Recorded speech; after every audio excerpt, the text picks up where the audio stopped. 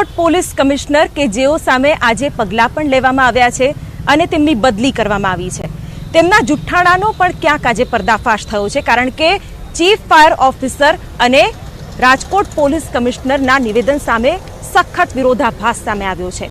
Police કમિશનરનું કહેવું હતું કે ફાયર એનઓસી લેવામાં આવ્યું છે, પરંતુ ચીફ ફાયર ઓફિસરે જે જણાવ્યું છે તે ખરેખર ચોંકાવનારું છે। ચીફ ફાયર ઓફિસરે કહ્યું છે કે ફાયર એનઓસી માટે ન તો અરજી કરવામાં આવી હતી, અરજી જ ન કરી હોય તો મંજૂરીનો સવાલ જ નથી। ત્યારે જુઓ આ અહેવાલમાં કે કઈ રીતે પોલીસ કમિશનરનું જુઠ્ઠાણું સામે આવ્યું છે।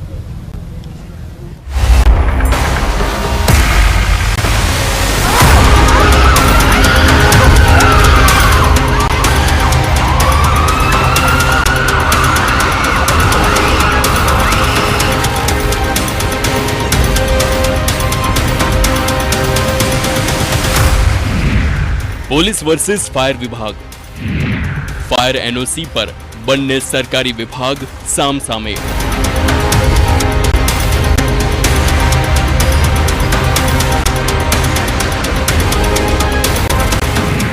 ફાયર એનઓસીની પ્રક્રિયા ચાલતી હતી, પોલીસ કમિશનર ફાયર એનઓસીની કોઈ મંજૂરી લેવામાં આવી નથી, ફાયર વિભાગ।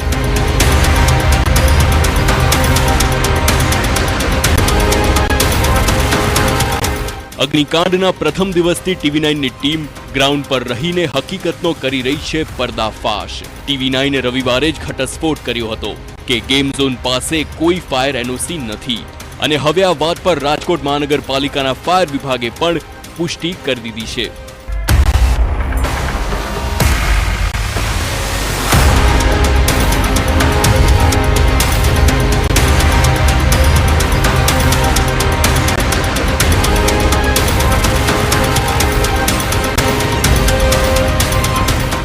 રાજકોટના ચીફ ફાયર ઓફિસરે શું કહ્યું તે પણ આપને સંભળાવીશું। જો કે પહેલા રવિવારે રાજકોટ પોલીસ કમિશનરે જ્યારે પત્રકાર પરિષદ કરી ત્યારે શું કહ્યું હતું ફાયર એનઓસીને લઈને તે પહેલા સાંભળો। જે ફાયર સેફટીના જે સાધનો એને લખ્યું છે કે એને ફાયર સેફટીના સાધનો ત્યાં મૂકવામાં આવેલા છે, એની પણ એને પુરાવા રજૂ કર્યું છે। ફાયર એનઓસી માટે એની કાર્યવાહી ચાલુમાં હતી, એ કાર્યવાહી અત્યારે પૂર્ણ થઈ નથી। એટલે પોલીસ કમિશનર દાવો કરી રહ્યા છે કે ફાયર એનઓસીની પ્રક્રિયા ચાલી રહી હતી, મંજૂરી મળી ન હતી। જો કે હવે ફાયર વિભાગનું સ્પષ્ટ માનવું છે કે તેઓને ગેમ ઝોન તરફથી કોઈ અરજી મળી જ નથી। સાંભળો TV9ના સંવાદદાતા જિગ્નેશ પટેલ સાથેની વાતચીતમાં ચીફ ફાયર ઓફિસરનું શું કહેવું છે। ટીઆરપી ગેમ ઝોનમાં લાગેલ આગ મામલે આપણી સાથે વાત કરવા ઉપસ્થિત છે ચીફ ફાયર ઓફિસર IV ખેર સાહેબ, તેમની સાથે વાત કરીશું। ખાસ તો કયા પ્રકારની મંજૂરી કોઈ લેવામાં આવી હતી આ જે ટીઆરપી ગેમ ઝોન હતો તે? આ ટીઆરપી ગેમ ઝોન છે એમાં અત્રેથી આજ દિન સુધી કોઈ પણ જાતની જાણ કે મંજૂરી લેવામાં આવેલ ન હતી, પરંતુ જો આવા કોઈ પણ ઝોનિંગ લગભગ હોય અથવા કોઈ પણ આવા મંજૂરીના પાત્ર હોય, કોઈ પણ મંજૂરી અમારી ફાયર એનઓસીની પ્રક્રિયામાં આવતી હોય તો જનરલી જેનું પહેલાં ઇરેક્શન થયે કરવાના હોય તો એનો પહેલાં પ્લાન એપ્રૂવ કરાવતા હોય છે। પ્લાન એપ્રૂવ એટલે કારણ કે જે કન્સ્ટ્રક્શન થતું હોય ત્યારે આપણે એને પ્લસ માઇનસ કે આમ કરે, આના એક્ઝિટ આ ફાયર સિસ્ટમ આ તમે આમ ફેબ્રિકેશન કે આ આપણે અહીં એક્ઝિટ પોઈન્ટ રાખીએ, અહીં સ્ટેરકેસ રાખીએ, એ વસ્તુના આવતા હોય છે। બીજું ત્યારબાદ તે જે તે લગતમાં મંજૂરીમાં અથવા એમાં જતું હોય છે, ત્યારબાદ એ પૂરું ઇરેક્શન થયેથી અથવા બાંધકામ થયેથી ફરીવાર નિયમ અનુસારના ફાયરના સાધનો ઇન્સ્ટોલ કરેથી તેના જરૂરી સર્ટિફિકેટ સાથે ફાઇલ સાથે અત્રે ઇન્વર્ટ થતા હોય છે। તેમાં એ અત્રે ઇન્વર્ટ થઈ ઇન્વર્ટના ચેકિંગમાં અત્રેથી નિયરેસ્ટ જે પણ ફાયર સ્ટેશન હોય ત્યાં મોકલવામાં આવે છે। ત્યાં જે તે લગત ફાયર સ્ટેશનના સ્ટેશન ઓફિસર તે ફાઇલ લઈને સાઇટ ઉપર જાય છે।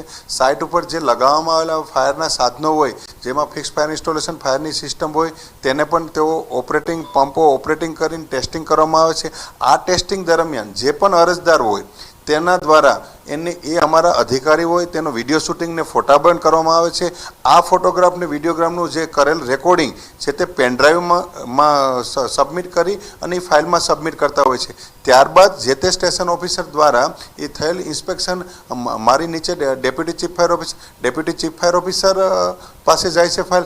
ડેપ્યુટી સ્થળ વિઝિટની વિગતો સાથે deputy chief fire officer document ને ચેકલિસ્ટ ને વસ્તુના જોઈ લે, એને જરૂર જણાય તો સ્થળ વિઝિટ કરે, બાકી અત્રે ફોરવર્ડ કરવામાં આવશે અને અત્રેથી ચેક કરી ને ડોક્યુમેન્ટ ને એનઓસી ઇસ્યુ કરવામાં આવશે. આ પ્રકારની કોઈ પણ પ્રક્રિયા આ કિસ્સામાં ટીઆરપી ગેમ ઝોન માટે થયેલી ખરી? નહીં. આ કિસ્સામાં તો કોઈ અરજી જ નથી થઈ, પણ આ પ્રકારની અમારી એનઓસીની પ્રક્રિયા હોય છે. બીજું કે આ મેં અત્રે આ દિન સુધી મીન્સ કે 2-4 વર્ષથી કે જેટલી બી એનઓસી દીધી બધામાં વિડીયોગ્રાફી અને ફોટોગ્રાફી, એવું નથી કે આ એક જ આવું પ્રકાર અમે વિડીયોગ્રાફી જેટલી બી આપણે 2020 કે 21થી દીધી બધાની વિડીયોગ્રાફી ને ફોટોગ્રાફી કરવામાં પેનડ્રાઈવ. ટૂંકમાં કહીએ તો જે આ ટીઆરપી ગેમ ઝોન હતો તેને 2 વર્ષ કે 3 વર્ષ કે 4 વર્ષ જ્યારથી હતો ત્યારથી એને એક પણ વખત ફાયરની કોઈ મંજૂરી જ નથી. ના, અત્રે અરજદાર જ નથી થયા સર. તો પોલીસ દ્વારા એવી માહિતી આપવામાં આવી કે ફાયર વિભાગ દ્વારા માહિતી મેળવવામાં આવી હોય કે અન્ય કોઈ પણ વિભાગ દ્વારા કે ફાયરની મંજૂરી મેળવેલ હતી? આ બાબત નહીં. આ બાબત સાચી છે? અમારી પાસે કંઈ પણ એનું એક પણ રેકોર્ડ અમારી પાસે આવેલ નથી. બીજી એટલે સ્પષ્ટ છે ગેમ ઝોનના સંચાલકોએ ફાયર એનઓસી માટે કોઈ પણ અરજી કરી જ નથી. ત્યારે સવાલ એ છે કે પોલીસે કેવી રીતે કરી દીધો દાવો? પોલીસે એનઓસી વગર જ કેવી રીતે આપી ગેમ ઝોનને મંજૂરી? શું પોલીસ પાસે ફાયર એનઓસીને લઈને કોઈ માહિતી જ નથી? પોલીસ કમિશનરે એનઓસીની પ્રક્રિયા ચાલી રહી છે તેવો દાવો કેમ કર્યો? આમ હવે પોલીસની કામગીરી સામે જ સવાલો ઊભા થઈ રહ્યા છે. કોઈ પણ તપાસ કર્યા વગર પોલીસે મંજૂરી આપી દીધી અને હવે 30 લોકોને જીવ ગુમાવવાનો વારો આવ્યો છે. જો કે પોલીસે પહેલા જ તમામ તપાસ કરી હોત તો આજે 30 જિંદગીઓ બચી ગઈ હોત. રાજકોટથી જિગ્નેશ પટેલ સાથે બ્યુરો રિપોર્ટ TV9.